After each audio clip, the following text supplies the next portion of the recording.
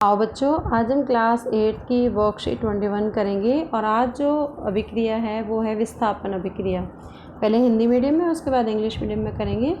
जैसे कि आप पहले भी विस्थापन अभिक्रिया के बारे में समझ चुके हैं, तो आपने देखा कि कुछ धातुएं अधिक अभिक्रियाशील होती हैं तो कुछ कम क्रियाशील होती हैं। जैसे सोना, चांदी, इनके आभूषण बनाए जाते हैं क्योंकि ये कम क्रियाशील हैं। लेकिन सोडियम, पोटेशियम को बाहर नहीं रख सकते हम क्योंकि वो पानी और हवा के साथ आग पकड़ लेती हैं, वो ज़्यादा अभिक्रियाशील हैं। लेकिन कुछ धातुएं ऐसी होती हैं जो बिल्कुल भी अभिक्रिया नहीं करती, जैसे मैंने बताया चांदी, सोना, प्लेटिनम। तो अभी हम इनकी अभिक्रियाशीलता के बारे में एक एक्टिविटी के माध्यम से करेंगे। आपको क्या करना है, 2 बीकर लेनी है, ए और बी, और उनको चिन्हित कर देना है कि ये ए है और ये बी है, और दोनों के अंदर पानी डालना है 50 ml। अब एक बीकर में कॉपर सल्फेट डालकर घोलना है, हर एक बीकर में। इसमें भी कॉपर सल्फेट डाल दिया, इसमें भी पानी और कॉपर सल्फेट नीले रंग का है। अब बारी बारी क्या करना है, हमें बीकर ए में जिंक लेपित कील होनी चाहिए, इसमें जिंक डाल देना है, और इसमें जिंक धातु की दूसरे वाली में लोहे की धातु डाल देनी है, Fe। सॉल्यूशन हमारे पास कॉपर सल्फेट ही है।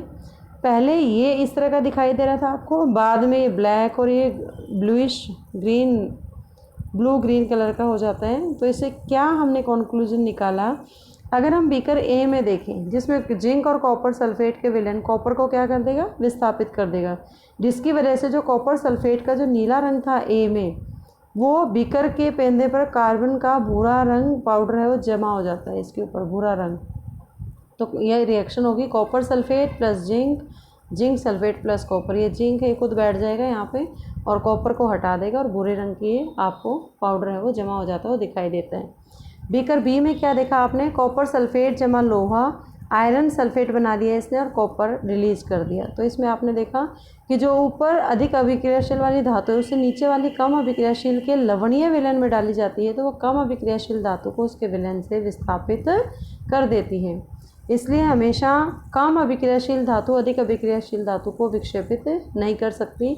आपको ये वाला अभिक्रियाशीलता श्रेणी है वो याद रखनी है। पोटेशियम, के potassium, sodium, calcium, magnesium, aluminium, zinc, iron, lead, copper, mercury, silver and gold. इसमें क्या है, ये रिएक्टिविटी सीरीज डिक्रीजिंग ऑर्डर में है, मीन्स जो ऊपर वाली है वो हाईली रिएक्टिव हैं, फिर धीरे धीरे इसका रिएक्टिविटी कम होती जाती है। तो गोल्ड और सिल्वर है वो सबसे कम रिएक्टिव है, निष्क्रिय कह सकते हो आप उसको, कि ये अभिक्रिया करती ही नहीं है। तो इस बेस पे आप अपना अलग अलग क्वेश्चंस के आंसर कर सकते हैं। जैसे आपने देखा कि कॉपर सल्फेट का और कॉपर का रंग कैसा होता है, कॉपर विलेन और कॉपर का रंग कैसा होता है। अगर कॉपर विलेन का रंग देखें हम तो ब्लू कलर का है, कॉपर का रंग ग्रे कलर होता है। कॉपर जिंक के विलयन में जिंक को स्थापित क्यों नहीं कर पाता, कॉपर जिंक के विलयन, अगर कॉपर है और जिंक का विलयन है ऐसे, जिंक सल्फेट है फॉर एग्जांपल, तो आप रिएक्टिविटी सीरीज में देखोगे यहाँ पर जिंक है और यहाँ कॉपर है, इसका मतलब कॉपर लेस रिएक्टिव है और जिंक ज़्यादा है। तो ये लेस वाला ज़्यादा को विस्थापित नहीं कर सकता, जो यहाँ पे लिखा हुआ है ये वाली चीज़। ये अगर यहाँ पर ये Zn होता और ये कॉपर सल्फेट होता तो वो इजीली उसको रिप्लेस कर सकता था। ये जिंक हटा के खुद बैठ जाता, जिंक सल्फेट बन जाता और कॉपर हटा देता। इसी तरह से जिंक, आयरन, कॉपर को अभिक्रियाशीलता के घटते क्रम में लिखना है, मतलब सबसे ज़्यादा अभिक्रियाशील कौन सा है, जिंक है, उसके बाद आयरन, उसके बाद कॉपर। तो इससे घटते क्रम में आप लिख सकते हैं। क्या होता है जब लोहे की कील को कॉपर सल्फेट के विलयन में डाला जाता है, तो आपको फेरस सल्फेट आप बता दोगे। जब कॉपर सल्फेट में आयरन को डाला जाता है, लोहे की कील को, Fe को, then it become ferrous sulphate plus copper. Copper replace हो जाता है, भूरे रंग की लेयर है वो लोहे की कील के ऊपर चढ़ जाती है, और ये नीले हरे रंग का फेरस सल्फेट है वो हमें मिलता है। अभिक्रिया को पूर्ण कीजिए। जिंक है यहाँ पे, तो जिंक सल्फेट है, तो यहाँ पे सल्फेट तो आएगा ही आएगा, और कॉपर जो रिप्लेस हुआ है तो यहाँ पे कॉपर सल्फेट आ जाएगा, CuSO4। तो इस तरीके से आपको ये पूरा का पूरा वर्कशीट करना है। Now the time for the English medium students and today's worksheet is worksheet about 21 worksheet of the 8th class, and the topic is displacement reaction of the chapter metals and non-metals. Now first of all we have discussed about the displacement reactions, and because some metals are very reactive, some are less reactive, and some metals do not react with anyone. So first of all, we will do this with an activity. You have to take the two beakers in which copper sulfate solution is there, that is blue in color. In the first beaker you have to put zinc metal, and in the second you have to put copper iron, not the copper, iron nail you have to keep in the second beaker. Then this is the before situation, this is before situation, and this is after situation.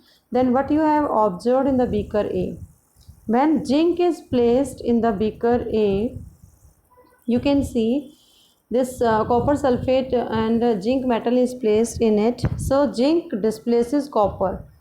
Zinc displaces copper and make the zinc sulfate solution, and copper is the brown color. Black mass of the copper is deposited on the nail of zinc.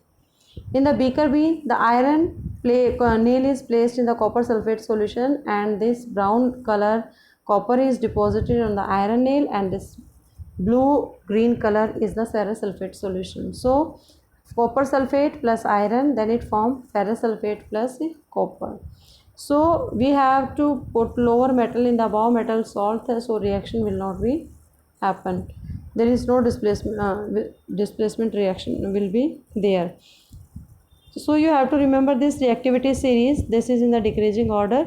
Potassium and sodium are more reactive than calcium, then magnesium, aluminium, zinc, iron, lead, copper, mercury, silver and gold. So what is the color of copper sulfate? That is blue in color. And what is the color of copper? That is grey. Why the copper cannot displace zinc from its solution? If we say zinc and zinc sulfate solution or copper is there, the alone metal itself, that should be more reactive than the metal in its solution. So zinc solution and this metal, it will not displace zinc because zinc is more reactive than copper. Arrange zinc, iron and copper metal in the decreasing order of their reactivity. It means zinc is more reactive than Fe, and iron is more reactive than copper. So you have to write it here. Similarly, what happens when the iron nail is placed in the copper sulfate solution? So iron nail is placed in the copper sulfate solution. Iron is more reactive according to this series. This is iron and this is copper. So iron displaces copper, and then it is converted into copper plus iron sulfate, FeSO4, that is blue green color, and this brown color copper deposited on the iron nail. Now complete the reaction of zinc. So zinc plus here is the zinc sulfate, so it means sulfate is here and the copper metal is there, so it is copper sulfate, CuSO4. I hope you understand the concept of displacement reaction. Keep watching Super Vigyan. Thank you so much.